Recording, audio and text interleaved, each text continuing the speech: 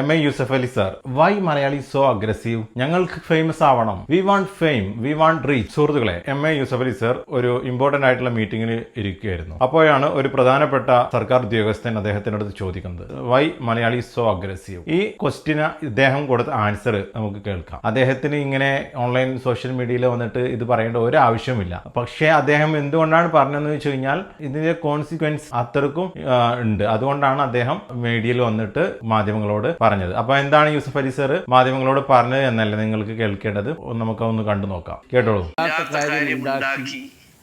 നമ്മുടെ നാട്ടിലുള്ള അമ്മമാര്, അച്ഛന്മാര്, പെങ്ങന്മാര്, അല്ലെങ്കിൽ ഭാര്യമാര്, അല്ലെങ്കിൽ കുട്ടികളെ അവർക്ക് പാനിക്കാക്കാൻ അങ്ങനെ ഒന്നും ഈ ഗൾഫിലില്ല.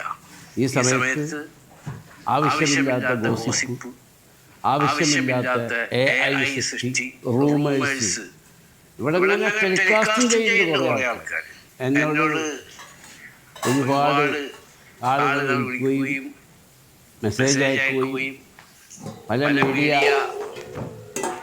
ദൃശ്യമാധ്യമ സുഹൃത്തുക്കളൊക്കെ വിളിക്കുകയൊക്കെ ചെയ്യുന്നു. എനിക്ക് പറയാനുള്ളത് GCC രാജ്യം എന്ന് പറയുന്നത് നമ്മൾക്ക് അറിയുന്ന രാജ്യമാണ്. ഈ രാജ്യത്തിന് ഒന്നും സംഭവിക്കരുത് എന്ന് എല്ലാ മതവിഭാഗങ്ങളിൽപ്പെട്ടവരും പ്രാർത്ഥിക്കണം. ഏകനായ സൃഷ്ടാവായ ദൈവം, ആ ദൈവത്തിലേക്കാണ് പ്രാർത്ഥന നമ്മളുടെ കടമയാണ്. ഈ രാജ്യങ്ങൾക്ക് വേണ്ടി, ഈ രാജ്യത്തിലെ ഭരണാധികാരികൾക്ക് വേണ്ടി. പിന്നൊരു കാര്യം, ഈ രാജ്യത്തിന് എന്ത് സംഭവിച്ചാലും അതിനെ പ്രതിരോധിക്കേണ്ട കഴിവും പ്രാപ്തിയും തൻ്റെ ഇടവും ബുദ്ധിയും സമ്പത്തുമുള്ള GCCയിലെ ഭരണാധികാരികളാണ്, ഗവൺമെൻറ്റാണ്. അവർ അത് അതിൻ്റേതായ രീതിയിലും രൂപത്തിലും ഭാവത്തിലും അവരത് നിർവഹിക്കുന്നുണ്ട്. ഈ രാജ്യത്തെ പ്രൊട്ടക്ട് ചെയ്യുന്ന എല്ലാ കാര്യങ്ങളും ഇവിടുത്തെ ഭരണാധികാരികളും രാജാക്കന്മാരും ഷേഖുമാരും പ്രസിഡന്റുമാരും എല്ലാവരും ചെയ്യുന്നുണ്ട്. അപ്പോൾ നാട്ടിലുള്ളവർ തീർച്ചയായിട്ടും ഓരോ കുടുംബത്തിൽ നിന്നും ആരെങ്കിലും ഒരു ബന്ധു ഗൾഫിലില്ലാണ്ടിരിക്കില്ല. അവരൊക്കെ വളരെയധികം വറിയിലാണ്. ഈ സമയത്ത് ആവശ്യമില്ലാത്ത ഗോസിപ്പ്, ആവശ്യമില്ലാത്ത AI സൃഷ്ടി, റൂമേഴ്സ്, ഇവിടെ ഇങ്ങനെ ടെലികാസ്റ്റും ചെയ്യുന്ന കുറേ ആൾക്കാർ, പ്രത്യേകിച്ച് മലയാളം മീഡിയ വളരെ അഗ്രസീവാണെന്നപ്പോൾ ഇന്ന് കാലത്ത് ഞങ്ങൾ ഒരു മീറ്റിംഗിൽ വെച്ചൊരു ഉയർന്ന ഗവൺമെന്റ് ഉദ്യോഗസ്ഥൻ പറയുന്നു, why only Malayalam media is aggressive. ഞാൻ പറഞ്ഞു, your excellency, from each house there will be one or two people working in Gulf. That's why they want to know what happening. അപ്പോൾ സത്യസന്ധമായ റിപ്പോർട്ട് ഇവിടുത്തെ ഗവൺമെന്റ്, ഈ GCCയിലെ government വളരെ ശക്തമായി അത് നിരീക്ഷിക്കുന്നുണ്ട്.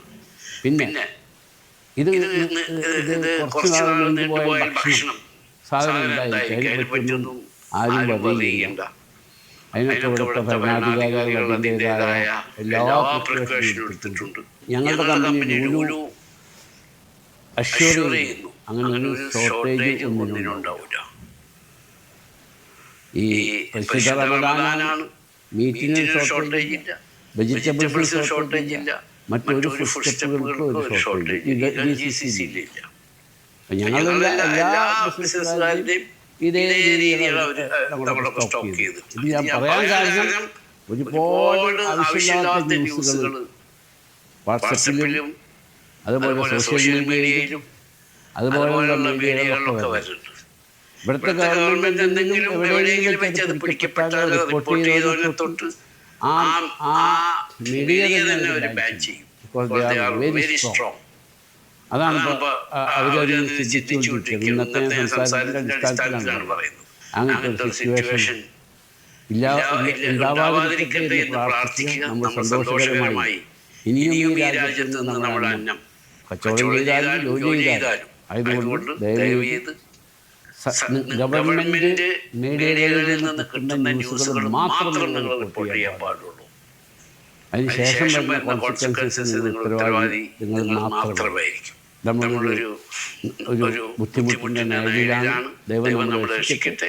അതിനെ പ്രതിരോധിക്കാനുള്ള ശക്തിയുള്ള ഭരണാധികാരികൾ, ദീർഘദൃഷ്ടിയുള്ള ഭരണാധികാരികൾ, കാരുണ്യവാന്മാരായ ഭരണാധികാരികൾ, ഈ രാജ്യത്തുള്ളവരെയും പുറത്തുനിന്ന് വന്നവരെയും ഒരുമിച്ച് കൂട്ടിപ്പിടിച്ചു കൊണ്ടുപോകുന്ന ഭരണാധികാരികളാണ്. നിങ്ങൾ വിഷമിക്കാതിരിക്കുക.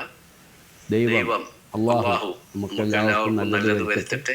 ഇനിയും ഈ രാജ്യത്ത് നമുക്ക് അന്നം നാട്ടിലേക്ക് കിട്ടുന്ന കാശ് അയച്ച് നിങ്ങൾക്കും കുടുംബത്തിനും ജീവിക്കാനുള്ള സൗകര്യം ദൈവം ഉണ്ടാക്കി തരട്ടെ എന്ന് പ്രാർത്ഥിക്കുന്നു. അപ്പോൾ ദയവ് വിചാരിച്ച് ഈ വീഡിയോ കാണുന്ന മലയാളി സുഹൃത്തുക്കൾ ഗൾഫിലാണെന്നുണ്ടെങ്കിലും നാട്ടിലാണെന്നുണ്ടെങ്കിലും ഏത് ഫോറിൻ കൺട്രീസിലാണെന്നുണ്ടെങ്കിലും പ്രത്യേകിച്ച് ഇപ്പോൾ GCC കൺട്രീസ് ഈ യുദ്ധത്തിന്റെ മുഖത്ത് നിൽക്കുന്ന ആൾക്കാർ, സോഷ്യൽ മീഡിയ ഇൻഫ്ലുവൻസേഴ്സ്, അതുപോലെ തന്നെ ടെലികാസ്റ്റ് ചെയ്യുന്ന ആൾക്കാർ ഇങ്ങനെ ഓതറൈസ്ഡ് അല്ലാത്ത മീഡിയസിൽ വരുന്ന ന്യൂസുകൾ അല്ലാത്ത ഒന്നും പ്രചരിപ്പിക്കാതിരിക്കുക. ഈവൻ നിങ്ങൾ വാട്സപ്പിലാണെന്നുണ്ടെങ്കിലും ഫേസ്ബുക്കിലാണെന്നുണ്ടെങ്കിലും നിങ്ങളുടെ പ്രൈവറ്റ് അക്കൗണ്ട് ആണെന്നുണ്ടെങ്കിലും പബ്ലിക് അക്കൗണ്ട് ആണെന്നുണ്ടെങ്കിലും ഈവൻ വാട്സപ്പ് ഗ്രൂപ്പുകളിൽ പോലും നിങ്ങൾ ഇത് പ്രചരിപ്പിക്കാതിരിക്കുക. ഇങ്ങനെ പ്രചരിപ്പിച്ച് ഇല്ലാത്ത ന്യൂസ് നിങ്ങൾ പടച്ചു വിട്ട് കഴിഞ്ഞാൽ നെട്ടിന്റെ പണി കിട്ടുന്നുള്ള കാര്യം 100% ഉറപ്പാണ്. അല്ലെങ്കിൽ അത് അവരുടെ ആ ഒരു സർക്കാരിന്റെ എന്തെങ്കിലും നയത്തിന് അനുകൂലമല്ലാതെ അത് വന്നു കഴിഞ്ഞാൽ, എഗെയിൻസ്റ്റ് ആയിട്ട് അത് വന്നു കഴിഞ്ഞാൽ നിങ്ങൾക്ക് 8ന്റെ പണി കിട്ടുന്നുള്ള കാര്യം 100% ഉറപ്പാണ്. അപ്പൊ കണ്ടും അറിഞ്ഞും കളിച്ചോളി. അവിടെ യാതൊരു വിധത്തിലുള്ള ഒരു പ്രശ്നവും ഇല്ല. ഇപ്പോൾ ഗൾഫ് രാജ്യങ്ങളിൽ എന്തെങ്കിലും ഇഷ്യൂസ് ഉണ്ടെങ്കിൽ അവിടുത്തെ ഭരണാധികാരികൾ, അവിടുത്തെ സർക്കാർ എല്ലാവരും അതിനെ നേരിടാൻ സന്നദ്ധരാണ്. അവർക്ക് അതിനുള്ള സാമ്പത്തികമുണ്ട്, അതിനുള്ള ഡിഫൻസ് സിസ്റ്റം ഉണ്ട്, അതിനുള്ള ആർമികളുണ്ട്, അതിനുള്ള എയർഫോഴ്സ് ഉണ്ട്, എല്ലാം കൊണ്ടും സജ്ജമാണ്. എല്ലാത്തിനെയും ഡിഫെൻഡ് ചെയ്യാനുള്ള എല്ലാ ഓപ്ഷൻസും അവിടെ അവൈലബിൾ ആണ്. അതുകൊണ്ട് ഒരാളും ഭയപ്പെടേണ്ടതില്ല. ഗൾഫ് രാജ്യങ്ങൾ എന്ന് പറഞ്ഞു കഴിഞ്ഞാൽ അത്രയും റിമോട്ട്ലി ഓപ്പറേറ്റ് ചെയ്യുന്ന കൺട്രീസ് ആണ്. എല്ലാം അഡ്വാൻസ്ഡ് ടെക്നോളജീസ് ആണ് ഗൾഫ് മേഖലയിലുള്ളത്. ഇപ്പോൾ നമുക്ക് ദുബായിലൂടെയൊക്കെ നമുക്ക് യാത്ര ചെയ്ത് കഴിഞ്ഞാൽ നമുക്ക് മനസ്സിലാവും അത്രക്കും അഡ്വാൻസ്ഡ് ആയിട്ടുള്ള കൺട്രീസ് ലോകത്ത് വേറെ ഉണ്ടാവില്ല. മനസ്സിലായോ? അപ്പോൾ അവിടെ നിന്നും ജീവിക്കുന്ന ആൾക്കാർ ഒരാളും ഒരു തരത്തിലും ഭയപ്പെടേണ്ടതില്ല. അപ്പോൾ ഇതൊരു ഇൻഫർമേറ്റീവ് വീഡിയോ ആയിട്ട് ചെയ്തതാണ്. അപ്പോൾ എല്ലാവരും ഈ ഒരു ഇൻഫർമേഷൻ നിങ്ങളുടെ സുഹൃത്തുക്കൾക്കും നിങ്ങളുടെ കുടുംബങ്ങൾക്കും എല്ലാവർക്കും ഷെയർ ചെയ്ത് കൊടുക്കുക.